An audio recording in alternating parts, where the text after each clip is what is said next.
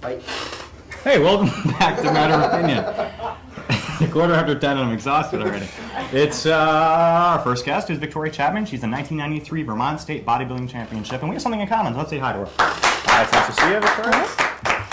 So now, this is not the first year you entered the competition, right? No, I entered about 5 or 6 years ago. And that was for the first time that you just started, was in Vermont? Yep. You're from Vermont originally, right? Yes, I am. Where else have you competed? New Jersey a little bit. I was out there for 2 years. I did a couple of competitions out there probably about 3 years ago. Did you do training in New Jersey that you've ever done, or did you do most of your training in Vermont? Most of my training in Vermont. Most of the training was done for this show. When you're like doing some like serious, working out and all that, do you prefer working with female bodybuilders or male and female bodybuilders while working together? Working out doesn't bother you? It doesn't bother me either Really? way. But the guys are pretty much meatheads, aren't they? Well, some like, of them can be. yeah. It can be really bad. Some of the girls can be pretty bad meatheads too. Do you ever go out with male bodybuilders, or does that turn you off? I don't think I ever have. No. No? Because of that reason, that it's just too similar, and you spend like 9 hours a day working out. No, and work out. no. Personally, just because they've never really met one that I pursued. And you're in a relationship now? Yes. And what does he think, the fact that you're probably in better shape than he is? He thinks it's quite funny and likes to use it a lot in conversation. You make him shampoo the rugs, don't you? No, you don't.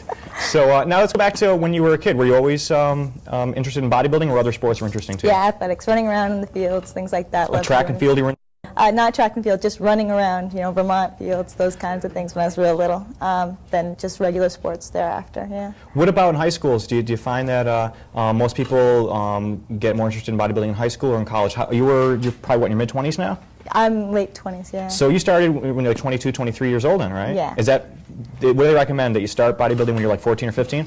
No, you're a little bit young for it then. It's a little bit too much of a dramatic lifestyle, unless and there's not a lot of money to be made in it. There's not a lot of sports, just like the other sports, like skating, things like that, or something that you'd get into really young. The older women actually do better in this when you're in your 30s. And most of the women that were with you in the Vermont State Championship you went to, what was the median age? 30s, 40s, 90s? They wheeled them in 90s? They did squat thrust, they dragged them out? There's a lot in the master's class. Masters have to be over 30. Masters over 30? Yep. And so when you started out, you were lightweight? I am a lightweight. Class for a second. Yep, lightweight, middleweight, heavyweight for the women. Yeah. Heavyweight bodybuilding women. Well, heavyweight means over 125. Oh, okay. Now let's talk restrictions. Okay. What restrictions you think are 50? How many states are there? 50, 52? There's Puerto Right Rico now. around We have there. Puerto Rico and we have Long Island too, don't we? Anyway, so we have so now restrictions are across the board nationwide for bodybuilding. Nationwide, worldwide, I'd even say, yeah. Really? And so you don't find any state championships that are more lenient in terms of drug testing than other states? You'd find the national shows are a lot more lenient in drug testing than the actual smaller shows are. What? I want to ask you this: how many people got DOS booted during the competition? No one got DOS booted. The way they did it was the winners got tested. Only because it's so expensive, probably, right? Right, exactly. It's $350 per bodybuilder. Have them done right, so. They do it after the competition, and if you test positive, you lose your title. That's how they do it. Do you think that there's also people who are involved in the competition who kind of keep their eye on other people and are kind of little ins for the bigger, higher up people? If they ever saw something going on, you think I bet you there's a lot of squealers involved, I bet, isn't there? No, I wouldn't say so. No, I wouldn't say there was a high percentage of steroid use in these particular levels of competition. So you don't really need to worry about it at this level. Now, your brother is Rob Chapman, our producer, he sure director is, yeah. of Matter of.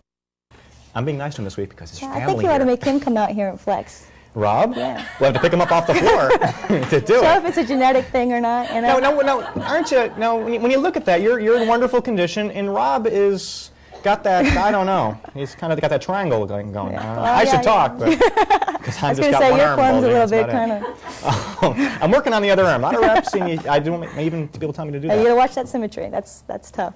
So now endorsements. A lot of people coming up to you for endorsements. No, it's a state level shows. There's so many competitors out there that are national competitors. Most of the bigger name brands would go for them, but a lot of local people are helping out tremendously. Gyms will let me train for free, give me discounts on like the supplements like amino acids and things like that. They're really great about those little things. So that's good that that's pretty widespread. Now, right after a competition, I know that Rob went to go see you. That was at the Flynn, right? On Right. April 23rd, I think it was? 23rd or 24th. Yep, the competition was of this year. here. And now after the competition, he mentioned to me, and I want to ask you this: that you're so dehydrated and you're exhausted. It's it's just pinnacle. So that's one point, and you just. Yeah, well, what they did is, I told you, they make the winners go for drug testing afterwards. So of course you dehydrate before a show to the maximum extent that you can. You don't. Can you be more specific? It's like a week. 2 days. No, a week you'll die without water. But the competition. Yeah. You look good lying there on stage. 2 days with no liquids. 2 days with very minimal liquids. So people don't catch it like kind of lapping it up out of the toilet when you're not lugging it. You try not to get caught doing those things. Those are things that you lock the door on those. So 2 days, and what about solid food in 2 days?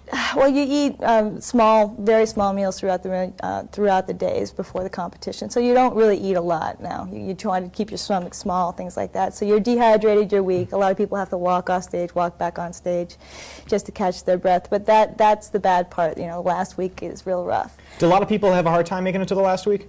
You think? A lot of people have a lot of trouble making it to the last week. Yeah. Emotionally, or just keeping up physically with the competition? Both. Really? What are some common emotional reasons for people back out? Just fear of competition? Or? Yeah, well, getting on a bikini in front of judges and saying, you have a picture also. Yeah, this is a picture of me in competition state. And you're not like this all year, obviously. Yeah. Like I dieted for 6 months. I put in 6 hours a day for at least 6 months before the show. Well, let's see you in action. Can we roll a copy of Victoria Chapman's, and this is right from this April's competition? Yeah, this is the pre-judging. So what you're going to see is comparison posing, just like you would have for in skating, you would have the compulsories.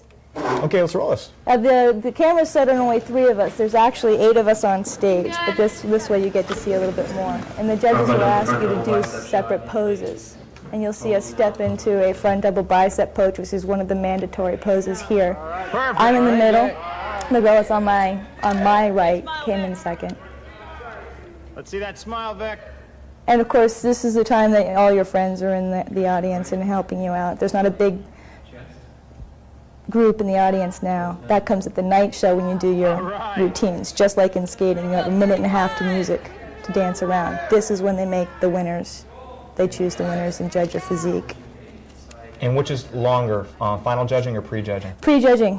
It takes, you're there from about 12 until 3 or 4 hours of pumping up downstage, oiling up, tanning up, all those things. And there's not really a lot of time in between to pull yourself together, right? No, not at all. You get like 2 hours. You go out, grab a quick bite to eat if you want to. If you don't, you just wait it out. That's a back double bicep, like again, mandatory poses, just so the judges see everybody in the same pose at the same time. Way to go, 35! And is lighting ever something that when you're posing by yourself, you like to have different kind of lighting, different colors? Are you allowed to do that? Nope, you have to be, well, you mean lighting on stage, special effects? Like, nope, you're not allowed any of that. You're not allowed any kind of hair decorations or you have to be just in your posing suit. It's just you up on stage. They mark the stage for lighting to show you where best lighting is, but that's it. Oh, it's really great. It's competition. It's definitely a sport. People don't realize how hard of a training sport it is, and the competition is more exhausting than it looks. It is. It's a great way to learn about yourself, is what it is. What words of advice do you have to someone who's maybe like 14 or 15 years old and says, I'm tired of the, eating lunch with the cafeteria ladies and all the popular kids on the other side. I want to be in good shape. I want to be liked. I want to feel good about myself. What words of advice do you have about starting? Just the basics. Just do the nutritionally, eat what's don't get on any fads, just keep with what's good and what's healthy, don't try and diet way down, stay down, and just keep going to the gym on a steady basis. And as for the future, what's in the future for you? Now that you've won the Vermont State Champs, where do you go next? The Nationals and Junior Nationals. And when are they? Next year, next spring. And when will you start training for that? I'm already training for Really? that, So yeah. no time off? No time off. It's you the get gym. right back in. Well, hopefully there's going to be outside cardiovascular stuff going on in the summer, and you can enjoy the nice weather. Sure. And you're going to be in Vermont this summer? I sure am. Okay, well, I hope I talk to you after the show, and it's really nice to see you. Thank you. Victoria Chapman. We'll be right back with something.